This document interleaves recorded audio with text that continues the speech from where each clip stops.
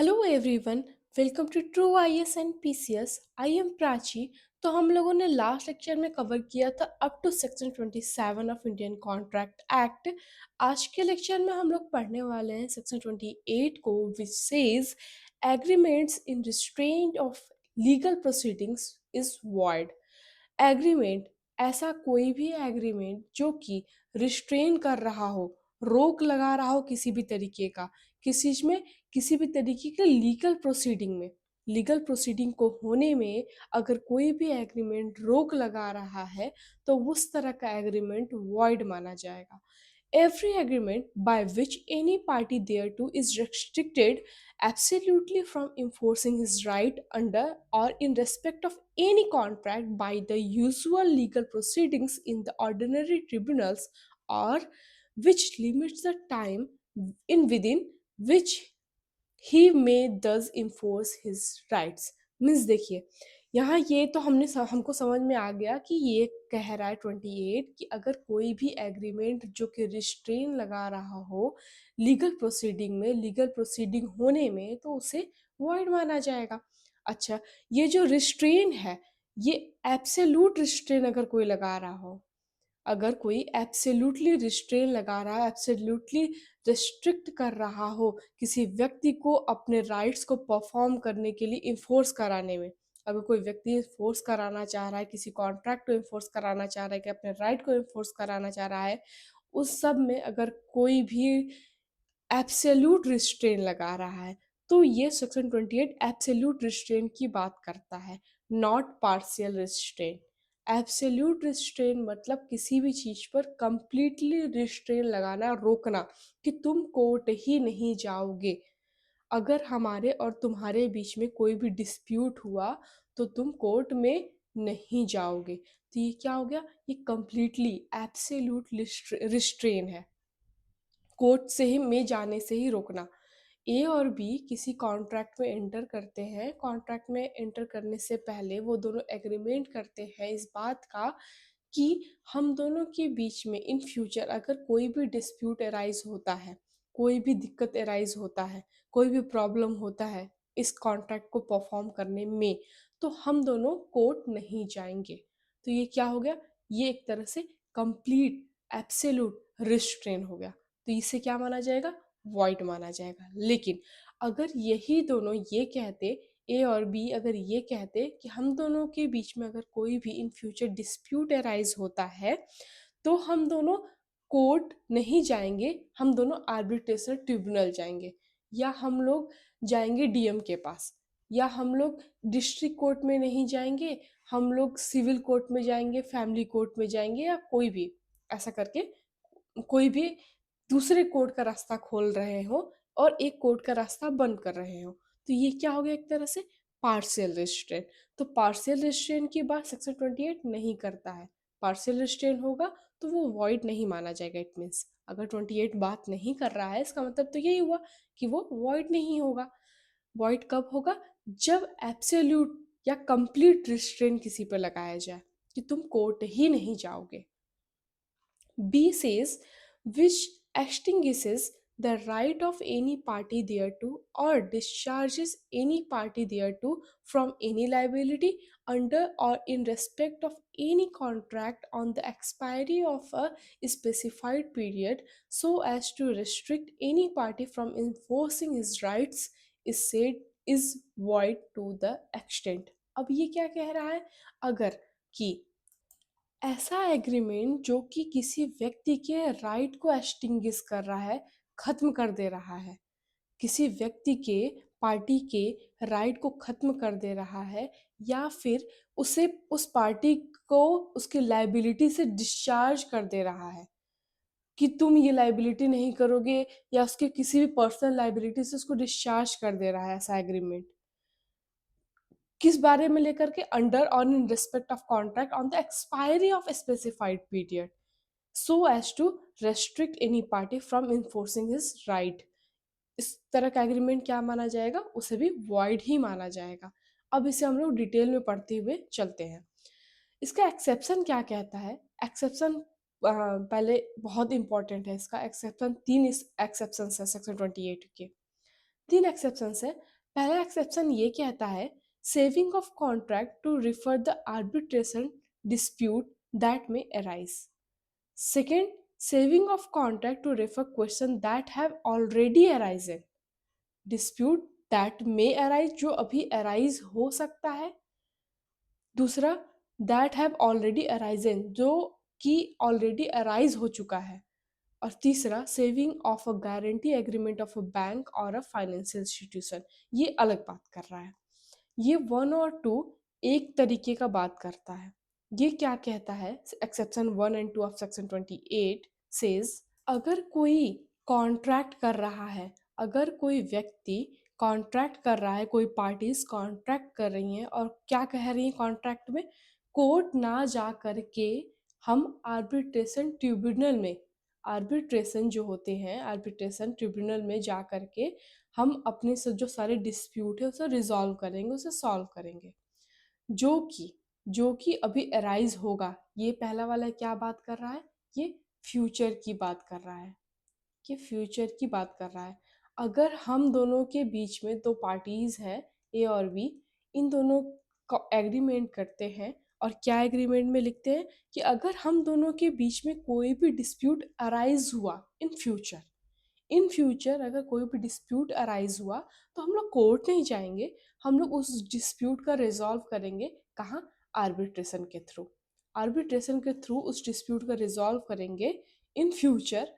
तो ये इस तरह का अगर कोई भी एग्रीमेंट किया जाता है तो वो वैलिड माना जाएगा, that is not void. Section exception 2 भी ऐसा ही कुछ बात कहता है, लेकिन ये कहता है उस डिस्प्यूट्स के बारे में जो कि ऑलरेडी हो चुके हैं, ऑलरेडी अराइज है, प्रेजेंटली चल रहे हैं ऐसे डिस्प्यूट्स, प्रेजेंट डिस्प्यूट्स के बारे में बात कर रहा है एक्सेप्शन 2, जो कि ऑलरेडी अराइज है। अगर ऐसा कोई डिस्प्यूट अराइज हो जाता है तो हम लोग उसे आर्बिट्रेशन के थ्रू रिजॉल्व करेंगे, सॉल्व करेंगे। अगर ऐसा एग्रीमेंट किया जाता है जो कि डिस्प्यूट ऑलरेडी अराइजन है उसको भी लेकर के, तो उसे भी माना जाएगा कि वो भी वैलिड ही है, उसे भी वैलिड ही माना जाएगा। अब देखिए, ये जो सेक्शन 28 का सब क्लॉज बी है, ये कह रहा था कि ये एक तरीके से लॉ ऑफ लिमिटेशन की बात कर रहा है। लॉ ऑफ लिमिटेशन, इसे हम लोग पढ़ेंगे लॉ ऑफ लिमिटेशन को डिटेल में। लॉ ऑफ लिमिटेशन का काम क्या होता है, लॉ ऑफ लिमिटेशन का काम ये है कि लॉ भी उनकी हेल्प करता है जो व्यक्ति सोते नहीं हैं, जो अपने राइट्स को लेकर के जागरूक रहते हैं।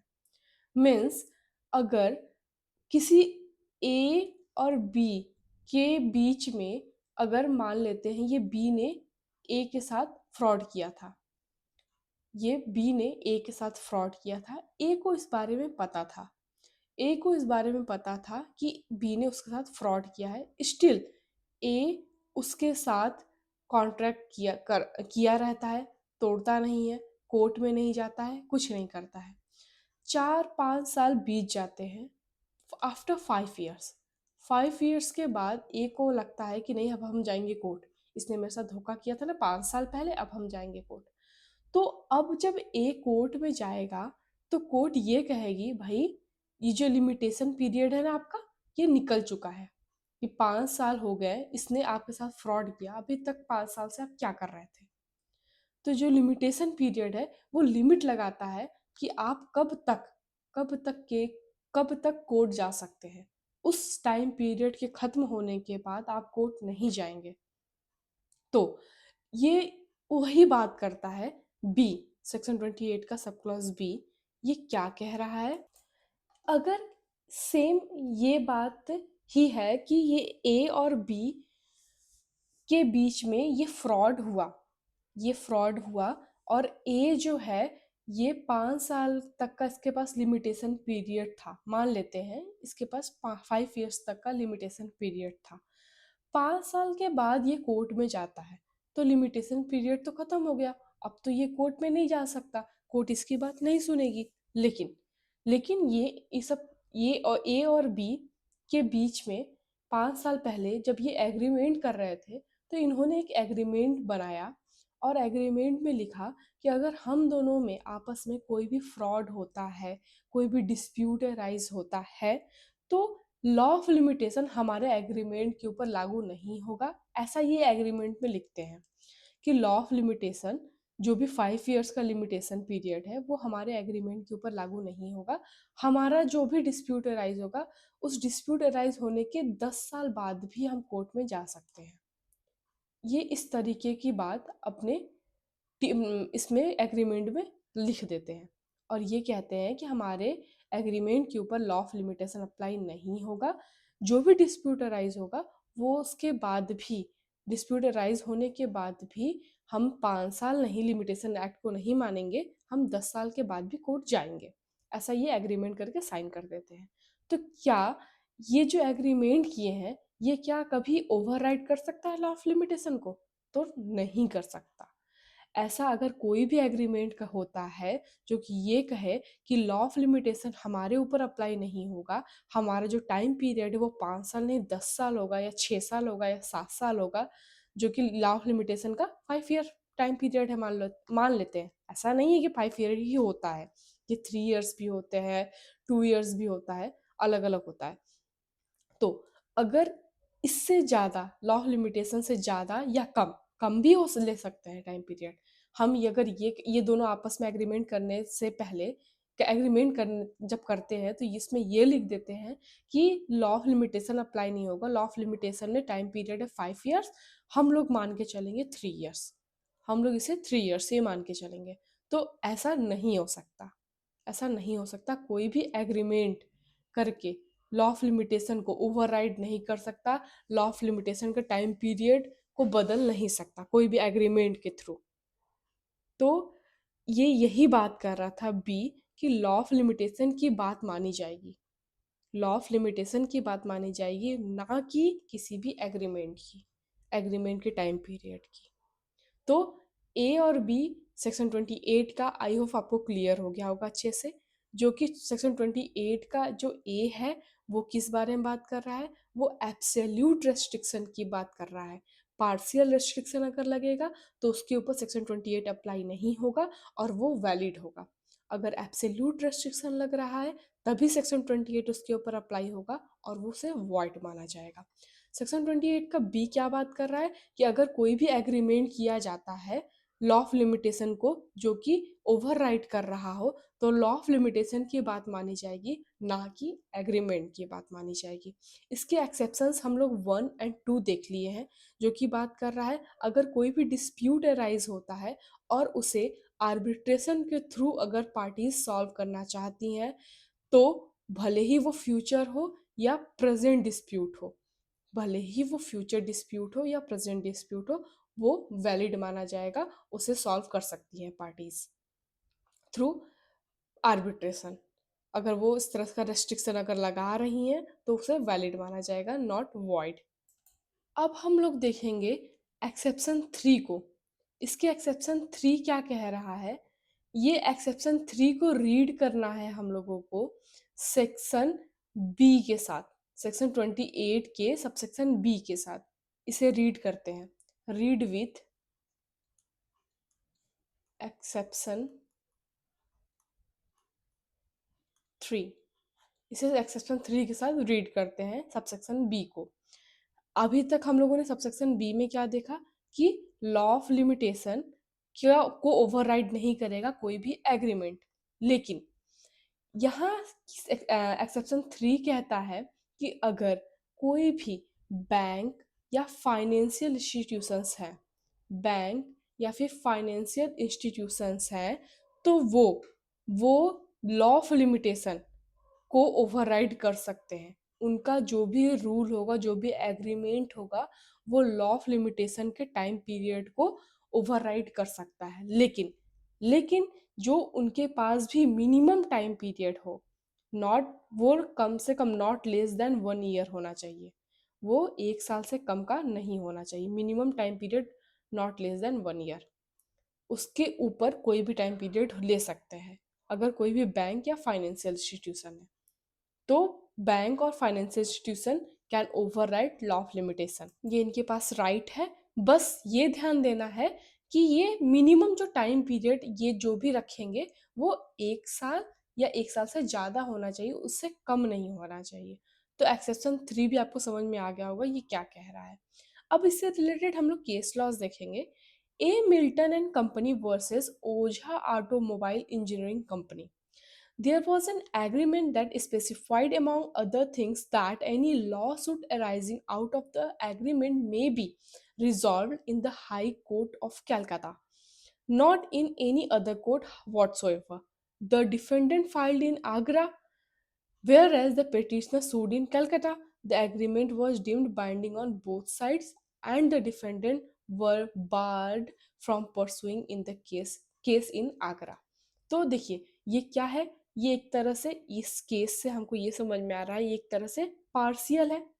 ये पार्शियल किसी भी तरह से किस में इस पे रोक लगा रहा है। हमने क्या पढ़ के आया है अभी यहाँ पे कि जो रिस्ट्रिक्शन होना चाहिए वो एब्सोल्यूट रिस्ट्रिक्शन होगा, तभी सेक्शन 28 उसके ऊपर अप्लाई होगा, तभी उसे वाइड माना जाएगा। लेकिन यहाँ पे जो रिस्ट्रिक्शन लग रहा है वो restriction not absolute, this isn't absolute restriction, this is a partial restriction का एग्जाम्पल। ये पार्शियल रिस्ट्रिक्शन का एग्जाम्पल यहाँ पे है। तो अगर पार्शियल रिस्ट्रिक्शन है तो सेक्शन 28 नहीं अप्लाई होगा, उसे वॉइड नहीं माना जाएगा, इसे वैलिड माना जाएगा। तो इसमें यही हुआ था इस केस में वहां पे कोर्ट ने ये माना the agreement was deemed binding on both side and the defendant was board from pursuing the case in Agra. तो डिफेंडेंट को रोक दिया गया कि वो अपना केस जो है वो आगरा में नहीं फाइल करेगा, वो अपना केस जो है वो कलकत्ता में ही फाइल करेगा। तो ये एक तरह से पार्शियल रिस्ट्रिक्शन का एग्जाम्पल था, क्योंकि इन्होंने ऑलरेडी एग्रीमेंट करके रखा था कि अगर इन दोनों के बीच में कोई भी डिस्प्यूट अराइज होगा तो उसे रिजॉल्व किया जाएगा केवल और केवल हाई कोर्ट ऑफ कलकत्ता, किसी और कोर्ट में हम लोग नहीं जाएंगे। तो जब एक कोर्ट का केवल एक कोर्ट के लिए रास्ता खुला रखा गया है, बाकी कोर्ट्स का रास्ता बंद किया गया है, तो ये एब्सोल्यूट तो नहीं रोका गया है कि आप कोर्ट में ही नहीं जाएंगे, ये बोला गया है कि आप कलकत्ता कोर्ट में ही जाएंगे और किसी कोर्ट में नहीं जाएंगे।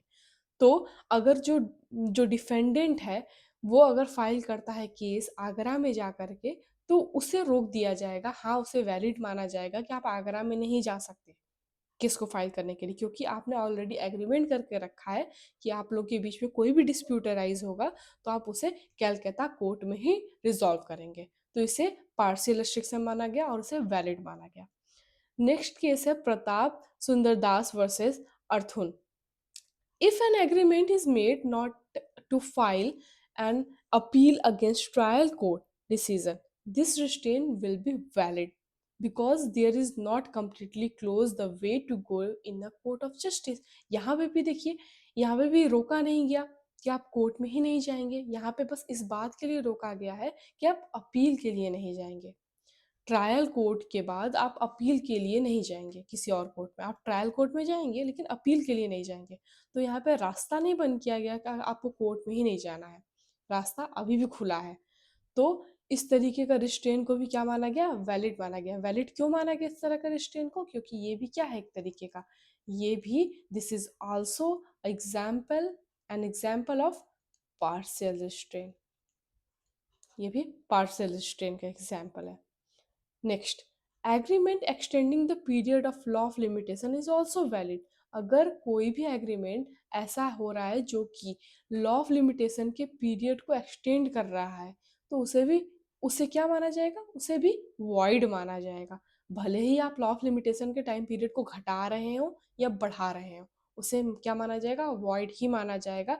ये मैटर नहीं करता, लॉ ऑफ लिमिटेशन को बस ओवरराइड आप नहीं कर सकते, चाहे वो आप बढ़ा के कर रहे हो या घटा के कर रहे हो। लेकिन हाँ, एक्सेप्शन हम लोगों ने देखा एक्सेप्शन 3 इसका, कि अगर कोई भी बैंक या फिर फाइनेंशियल इंस्टीट्यूशन है तो वो कर सकता है, लेकिन उनके पास भी ये लिमिट है कि 1 ईयर या उससे ज़्यादा का ही होना चाहिए, उससे कम का लिमिटेशन नहीं होना चाहिए। नेक्स्ट केस है continental drug company limited versus Chemoid and industry limited, Calcutta high court. The contract in question fell under concurrent jurisdiction of Bombay and Alipur Court. but contract provided that any dispute arises between the parties settlements same legally otherwise will be decided in Bombay. This clause held to be valid. Same ये बिल्कुल वही कैलकाता high court वाला case था जैसे इसमें हम लोगों ने देखा था मिल्टन वाले केस में। सेम उसी तरह इस केस में भी हुआ। इस केस में भी इसको वैलिड माना गया क्योंकि बॉम्बे में डिसाइड कर सकते थे। इसके बाद हम लोगों को देखना है सेक्शन 29 जो कि कहता है एग्रीमेंट वॉइड फॉर अनसर्टेनिटी। अगर किसी भी चीज में अनसर्टेनिटी है, कोई भी चीज में अनसर्टेनिटी है एग्रीमेंट में, तो उसे क्या माना जाएगा? वॉइड माना जाएगा। Agreements the meaning of which is not certain. ऐसा एग्रीमेंट कर दिया गया है जहाँ पे उसका मीनिंग जो है वो क्लियर नहीं है, उसका मीनिंग समझ में नहीं आ रहा है कि क्या कह रहा है या सर्टेन नहीं है, और capable of being made certain are void. ऐसा अगर कोई भी एग्रीमेंट होता है जिसका जो मीनिंग है वो सर्टेन नहीं है, वो क्लियर नहीं है, उस पर टाइम पीरियड क्लियर नहीं है, तो इस तरह का एग्रीमेंट को वॉइड ही माना जाएगा। जैसे किसके इलस्ट्रेशंस हम लोग देखते हैं। A agrees to sell to B 100 tons of oil. A agree करता है, एग्रीमेंट करता है बी के साथ कि वो उसे बेचेगा क्या चीज? 100 tons of oil. There is nothing whatever to show what kind of oil what is intended. यहाँ पे क्लियर ही नहीं था कि किस ऑयल की यहाँ पे बात की जा रही है, यहाँ पे किस ऑयल की बात की जा रही है ये क्लियर नहीं है। तो जब यही क्लियर नहीं है किस ऑयल की बात की जा रही है, इसका मतलब यहाँ पे क्या दिख रहा है? यहाँ पे अनसर्टेनिटी दिख रही है। यहाँ पे अनसर्टेनिटी दिख रही है। यहाँ पे कुछ भी सर्टेन नहीं है, क्लियर नहीं है, अनक्लियर है। जब कोई भी चीज अनक्लियर होगी तो उस तरह का एग्रीमेंट वॉइड माना जाएगा। A agrees to sell to B 100 tons of oil of specified description, known as Article of Commerce. There is no uncertain here to make an agreement void. यहाँ पे कुछ भी ऐसा नहीं है जो इसे अनसर्टेन बना रहा हो, क्योंकि यहाँ पे क्लियरली बता दिया गया है कि किस तरह का स्पेसिफाइड डिस्क्रिप्शन है ऑयल का। अगर पूरा स्पेसिफाइड डिस्क्रिप्शन है ऑयल का तो इस तरह का एग्रीमेंट को वॉइड नहीं माना जाएगा, इस तरह के एग्रीमेंट को वैलिड माना जाएगा। There is no uncertainty here to make agreement void. It means it is valid agreement. Next, A who is a dealer in a coconut oil only. वो क्या था? केवल कोकोनट ऑयल का डीलर है। Agrees to sell to B 100 tons of oil. The nature of A's trade affords an indication of meaning of the word, and A has entered into contract of sale of 100 tons of coconut oil। जब अगर वो व्यक्ति जो है वो केवल coconut oil का ही cell करता है, डील करता है, तो यहाँ पे ये क्लियर हो जा रहा है कि वो किस चीज का ट्रेड करना चाह रहा है। तो ये भी क्या हो गया? एक तरह से सर्टेन हो गया, नॉट अनसर्टेन। डी क्या है? A agrees to sell to B all the grain in my granary at Ramnagar. There is no uncertainty here to make an agreement void. यहाँ पे भी क्या है? कोई भी अनसर्टेनिटी नहीं है, यहाँ पे क्लियर हो रहा है कि ए एग्री कर रहा है सेल करने को बी को। All the grain in my granary at Ramnagar, उसके पास जो भी ग्रेन है उसी ग्रेनरी में वो सब सेल करना है उसे। तो यहाँ पे सब कुछ क्लियर है, यहाँ पे कोई भी अनसर्टेनिटी नहीं दिख रही है। A agrees to sell B 1000 mounds of rice at the price to be fixed by C। यहाँ पे क्या देखिए, यहाँ वर्ड ध्यान दीजिएगा। इसने सेल करने की बात की, ए ने सेल करने की बात की बी को, लेकिन जो प्राइस फिक्स किया गया है सी के द्वारा, as the price is capable of being made certain, there is no uncertainty here to make an agreement void. यहाँ पे भी क्या बोला गया? इसे भी वॉइड नहीं माना गया, इसे भी वैलिड माना गया था। A agrees to sell to B my white horse of rupees 500 or rupees 1000। There is nothing to show which of two prices was to be given। This agreement void। क्योंकि देखिए यहाँ पे क्या कह रहा है? मैं तुम्हें अपना सफेद घोड़ा बेचूंगा, तो ये तो क्लियर होगा कि घोड़ा कौन सा बेच रहा है, ये सफेद। हो सकता है उसके फार्म में बहुत सारे घोड़े हो, सफेद हो, ब्लैक हो, कोई भी बहुत सारे घोड़े हो, लेकिन ये क्या कह रहा है? मैं तुम्हें सफेद घोड़ा ही बेचूंगा, लेकिन फॉर रुपीज 500 या 1000। तो या बोल दिया 1000, तो यहाँ पे क्लियर नहीं हो पा रहा है, फिर अनसर्टेनिटी बन गई। जहाँ पे भी किसी भी चीज को लेकर के अगर अनसर्टेनिटी बन रही है, क्लियर नहीं है कोई बात, तो उस तरह का एग्रीमेंट वॉइड माना जाएगा। इसके साथ हम लोग केस देखेंगे तो और क्लियर हो जाएगा ये चीज। कोवरू कलप्पा देवरा वर्सेस कुमार कृष्ण मित्तर का केस है। It should be apparent on the surface but the impact can be offered to the contract if its application is stabilized with the acceptable clarity. If this isn't practicable, the contract will be unenforceable. A little misunderstanding will not be considered vague. यहाँ पे थोड़ा सा भी अगर misunderstanding हो रहा है तो उसे वेग नहीं माना जाएगा। जैसे इसका एग्जाम्पल हम लोग देखते हैं। A makes an offer to mister B. Mister A एक ऑफर देते हैं मिस्टर बी को कि आप मेरा घड़ी खरीदेंगे, but doesn't specify how much और when he should be respond. उन्होंने ये क्लियर नहीं किया कि वो पहले, उन्होंने घड़ी के बारे में नहीं बताया, उन्होंने कुछ भी स्पेसिफाई नहीं किया, उन्होंने उसका पैसा भी नहीं बताया, हाउ मच, कितना प्राइस है उसका, and when he should respond, कब उसे रिस्पॉन्ड करना चाहिए। Is as a result terms ambiguity, यहाँ पे क्या दिख रही है, एम्बिगिटी दिख रही है, तो इसलिए इसे इनवैलिड माना जाएगा। इस तरह का कोई भी एग्रीमेंट होगा तो उसे इनवैलिड ही माना जाएगा, क्योंकि यहाँ पे बहुत सारा एम्बिग्यूटी है, कुछ भी क्लियर नहीं हो पा रहा है कि अब घड़ी कब खरीदना चाह रहे हैं, कितने प्राइस में खरीदना चाह रहे हैं, कुछ भी क्लियर नहीं है। नेक्स्ट केस है मिठू खान वर्सेस पिपरिया वाली एंड अदर्स, 1984 का केस है। There existed a land sale agreement containing the name of the land but not no survey number. Land का नाम तो है, लैंड तो क्लियर है कौन सा है, लेकिन वहां पे सर्वे नंबर नहीं लिखा है। It was not regarded as void agreement due to doubt because it was a minor piece of information that was lacking. देखिए, अगर इंफॉर्मेशन का लैक है, अगर इंफॉर्मेशन का लैक है तो उस लैक को फुलफिल अगर कहीं से भी हो जा रहा है तो उसे वॉइड नहीं किया जाएगा।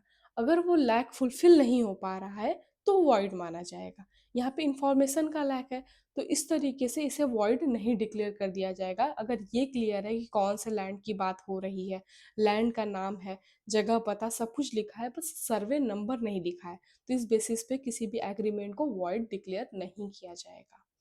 उसी तरह ये केस है एसबर्न एंस्टाल्ट वर्सेस आर्नल्ड का केस है। There existed an agreement to lease a shop in prime position, but because the word prime location is highly ambiguous, यहाँ पे ये समझ में नहीं आ रहा है कि ये प्राइम पोजीशन या प्राइम लोकेशन का मतलब क्या होगा। जो शॉप है वो प्राइम लोकेशन पे है या प्राइम पोजीशन पर है, अगर ऐसे कोई बात कह दी जा रही है तो ये नॉर्मल व्यक्ति तो नहीं समझ सकता कि ये प्राइम लोकेशन क्या, किस बारे में बात कर रहा है, कहाँ के बारे में बात कर रहा है। लेकिन अगर किसी एक्सपर्ट से पूछा जाए तो एक्सपर्ट इस बारे में बता सकता है कि ये प्राइम लोकेशन किस बारे में बात की जा रही है। तो अगर कहीं से भी, अगर कहीं से भी, जैसे हमने अभी ऊपर वाले केस में बताया, अगर कहीं से भी ये क्लियर हो जा रहा है कि ये कॉन्ट्रैक्ट जो है, ये जो एग्रीमेंट है वो किस बारे में बात कर रहा है, अगर ये ऑलरेडी क्लियर हो जा रहा है कहीं से भी, तो उसे वॉइड डिक्लेयर नहीं किया जाएगा, उसे अनलॉफुल डिक्लेयर नहीं किया जाएगा। इसके बाद हम लोग बात करेंगे सेक्शन 30 के, जो कि 30 is wager void, means wagering के बारे में बात कर रहा है। व्हाट इज वेजरिंग, वेजरिंग क्या होता है। अब सेक्शन 30 वेजरिंग एग्रीमेंट के बारे में बात करता है। अगर वेजरिंग का मीन्स, वेजरिंग मीन्स सट्टा, सट्टा लगाना।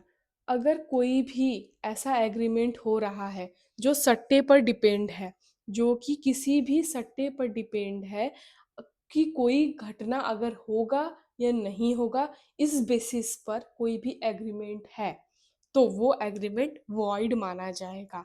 कोई घटना के घटित होने या न होने पर अगर कोई एग्रीमेंट है, डिपेंड कर रहा है, उसे कहेंगे वेजरिंग सट्टा, उसे कहेंगे सट्टा। अगर सट्टेबाजी हो रही है तो उसे वॉइड माना जाएगा, सट्टा लगाना वॉइड होगा। Agreement by way of wager are void and no suit shall be brought for recovering anything alleged to be won on any wager. अगर कोई भी वेजरिंग के थ्रू कोई भी पैसा गेन होता है तो उससे रिलेटेड अगर कोई भी पैसा उसे चाहिए, क्योंकि उसने अगर जीता है सट्टे के थ्रू कोई भी पैसा, अगर कोई व्यक्ति जीता है और वो चाहता है कि उस पैसे को रिकवर कराना तो उसे नहीं करा सकता, क्योंकि इस तरह का एग्रीमेंट वॉइड माना जाएगा। क्योंकि ऐसे बहुत सारे गेम्स भी होते हैं जो कि इसे क्या मानते हैं, इस तरह के एग्रीमेंट को वॉइड माना जाता है, इस तरह के गेम्स को भी वॉइड माना जाता है, इस तरह के गेम्स की कोई रिकवरी नहीं होती है। लेकिन इसका एक एक्सेप्शन है, हॉर्स रेसिंग का। हॉर्स रेसिंग का इसका एक एक्सेप्शन है जो कि कहता है 500 या 500 के ऊपर का वेजरिंग नहीं माना जाएगा। 500 या 500 से ऊपर का अगर सट्टा लगता है, वेजरिंग लगती है, तो उसे वेजरिंग नहीं माना जाएगा। लेकिन 500 से कम का अगर सट्टा लगता है तो उसे वेजरिंग माना जाएगा हॉर्स से रिलेटेड। अगर 500 से कम का सट्टा लगता है हॉर्स से रिलेटेड, हॉर्स रेसिंग से रिलेटेड, तो उसे वेजरिंग माना जाएगा। उसके ऊपर का अगर लगता है 500 या 500 के ऊपर का लगता है तो उसे वेजरिंग नहीं माना जाएगा। वेजरिंग नहीं माना जाएगा मीन्स तो उसे वैलिड माना जाएगा। उससे कम का लगता है तो उसे वैलिड नहीं माना जाएगा। अब ये देखिए अंग्रेजों का बनाया हुआ लॉ है, तो उस समय हॉर्स रेसिंग वगैरह उनका खेल हुआ करता था अंग्रेजों का, तो वो अमेरिका ही खेल हुआ करता था। तो अपने आप को सेव करते हुए उन्होंने क्लॉजेस ऐड किए थे इसमें। केस है आंध्र प्रदेश वर्सेस सत्यनारायण 1968 का। This case held that rummy is a game that is primarily based on skill not chance। ऐसा कोई भी गेम जो कि स्किल पे बेस्ड है, चांस पे नहीं बेस्ड है, स्किल पे बेस है, चांस पे नहीं बेस है। The court held that rummy is a skill based game because player must memorise the fall of the card and use the skill to hold and discard them. तो इस तरह का अगर कोई गेम है तो उसे वॉइड नहीं माना जाएगा। अगर कोई भी गेम स्किल के बारे में बात करता है, ये रमी गेम है, यहाँ पे मैंने फोटो लगा रखा है, तो कोई भी गेम जहाँ पे स्किल बेस्ड गेम हो रहा है, वो जहाँ पे चांस नहीं है, स्किल से रिलेटेड है, तो उसे वेजरिंग नहीं माना जाएगा, उसे वैलिड माना जाएगा। ये है फिर ठैकर वर्सेस हार्डी का case. The essence of gaming and wagering is that one party wins and other loses with no other interest in mind. देखिए दिमाग से अगर कोई भी खेल नहीं है और एक पार्टी जीत रही है और दूसरी पार्टी हार रही है, अगर दिमाग से रिलेटेड कोई भी गेम नहीं है, यहाँ पे दिमाग का कोई खेल नहीं है, केवल लक का खेल है, जहाँ पे लक का खेल है, तो इस तरह का जो गेम होगा वो क्या माना जाएगा, वो वॉइड माना जाएगा, उसे वेजरिंग में कंसीडर किया जाएगा। तो दोस्तों, हम ये उम्मीद कर रहे होंगे कि आज के टॉपिक्स आपको बहुत आसानी से और बहुत अच्छे तरीके समझ में आ गया होगा। That is very easy to understand section 30, section 29 and 28 और इसके पहले के भी सारे सेक्शंस। ये बहुत इजी सेक्शंस है, इसमें एज सच कोई भी क्वेश्चन नहीं आता है। क्वेश्चन जनरली इसमें मेंस से ही रिलेटेड आता है, छोटे मोटे ही प्री में इससे क्वेश्चन आ सकते हैं, जनरली ये मेंस से रिलेटेड ही टॉपिक है। तो दोस्तों, आपको अगर कोई भी क्वेरी हो related to these sections, you can ask in comment section and can do message personally also. And if you want to purchase this PDF, you can scan this QR code और ये केवल 21 rupees का है। और कोई भी query हो तो आप इस नंबर पे कॉल या मैसेज कर सकते हैं। थैंक यू वेरी मच दोस्तों for joining me and listening me.